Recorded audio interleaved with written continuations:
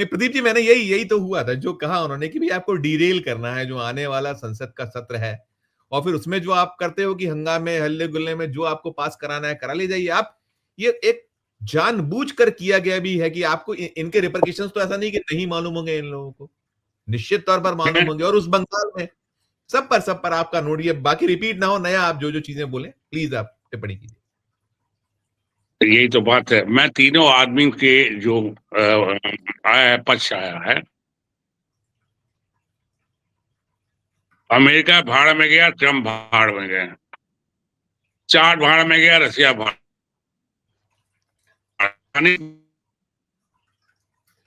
आवाज जो आपकी हमने कट रही है, अपनाया है, आवाज ठीक कर लो भाई। आवाज कट रही है, आवाज कट रही है आपकी।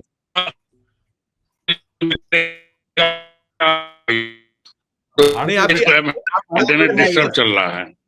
आवाज आ रही है मेरी? अब आई, अब आई, अब आई जी, आई।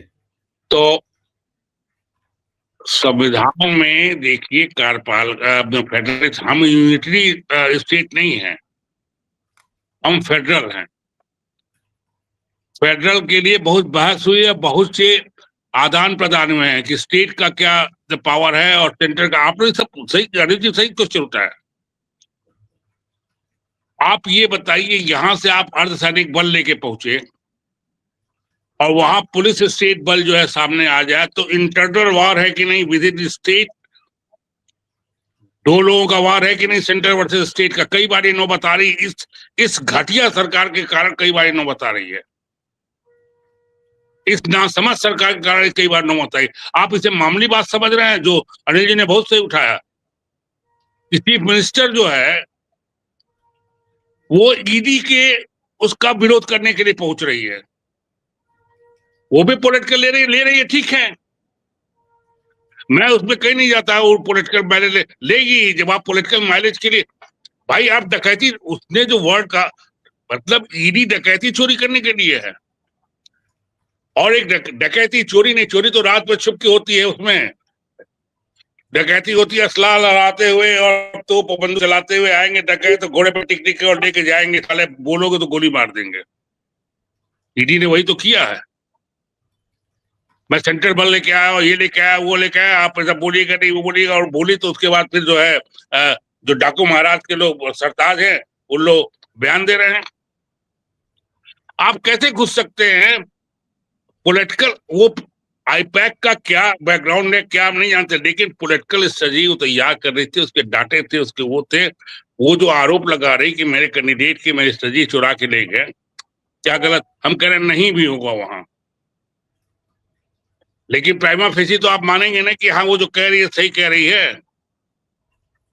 तो इसलिए, और ये आप फेडरल स्ट्रक्चर को खत्म कर रहे हैं, आप कार्यपालिका को खत्म कर रहे हैं, जुडिशरी को भी तो आप खा ही गए। 2-3 दिन पहले आपके यहाँ बोल रहे हैं, बोला था मैंने। आप ये बताइए, ब्यूरोक्रेट वो कह रहे बड़े ताकत देती वो कह के, ठीक ठीक नहीं है, वैसा होना था कि आप उसको उस राज्य में कहते कि यहाँ जाने के पहले हमसे बिना परमिशन नहीं जाएंगे। खैर करिएगा आप प्रदीप जी, आप टिप्पणी करना चाहते हैं। मैं दो चीज, मैं 4-5 दिन पहले एक बीजेपी एमपी के यहाँ गया था, एमपी क्या राज्य मंत्री हैं वो। उन्होंने कहा प्रदीप जी बंगाल में बीजेपी की सरकार बन जाएगी। मैंने चौक के देखा, बड़े सीरियस थे, कहे अमित शाह को आप नहीं जानते हैं। कल छापा अनिल पड़ा, सर फ्रेम में आ जाइए, अनिल सर थोड़ा फ्रेम में, अनिल सर फ्रेम में, अनिल सर। तो मैंने उनसे मैं ये नहीं मानता कि ये बीजेपी और उसकी मिली कुश्ती है। ये सब थ्योरी में एकदम मतलब बैठा बैठा बनाता हूँ, लेकिन ब्यूरोक्रेसी को मैं वही कहने जा रहा था कि मेरी आवाज कट गई कि वो बोले कि ताकतवर बनाया ईडी को, ईडी को ताकतवर नहीं बनाया है, चपरासी बना दिया है अमित शाह और मोदी ने। ईडी सीबीआई चपरासी होके रह गए, ब्यूरोक्रेट चपरासी होके रह गए हाथ बांध के। इवेंट की मंत्री और वो कोई काम अपने से नहीं कर सकते। पूरी डेमोक्रेसी को, स्टेट को भी उसी में मजबूर कर रहे हैं वो।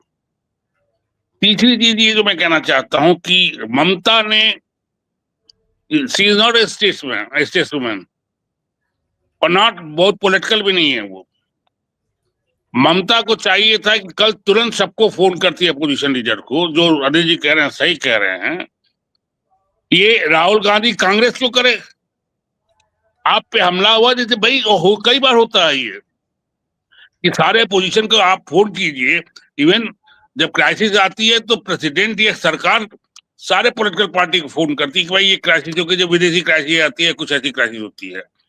तो उसी तरह इनको जब क्राइसिस आई थी, जब ये हुआ था, तो वो सही कह रहे हैं, वो जो फ्रेम था वो मोदी की तरह का फ्रेम था, जो अकेले फ्रेम में वो है। राहुल गांधी को कभी उस फ्रेम में नहीं देखे होंगे, पूरे भारत यात्रा में या बिहार में वोट यात्रा में कभी उस फ्रेम में नहीं देखे होंगे राहुल गांधी को। वो फ्रेम वही था जो मोदी का था। दो पता नहीं उनके अटेंडेंट थे या बॉडीगार्ड थे, दो आदमी, खैर वो जो भी फ्रेम हो। लेकिन ममता को चाहिए था कि ये उसी समय आप केजरीवाल से लेके, खड़गे से लेके, अखिलेश से लेके, तेजस्वी को लेके, AIDMK, इवन तेलुगु देशम नायडू को और नीतीश को भी फोन करती वो कि ये हो रहा है, आज हमारे यहाँ हो रहा है, कल आपके यहाँ होगा, और हो रहा है ये हो रहा आप स्टेट में। आप एक चीज याद कीजिए कि सांसद की भी कोई गिरफ्तारी हो, मैं तो अपने समय में जाता, मतलब वो जो है, मैं खत्म कर रहा हूँ, इसके बाद में तो मुझे दूसरे चैनल पर भी जाना। वो जो मैं ये कह रहा था कि भाई आप सवाल पैसे का, इलेक्शन का, उसका नहीं है।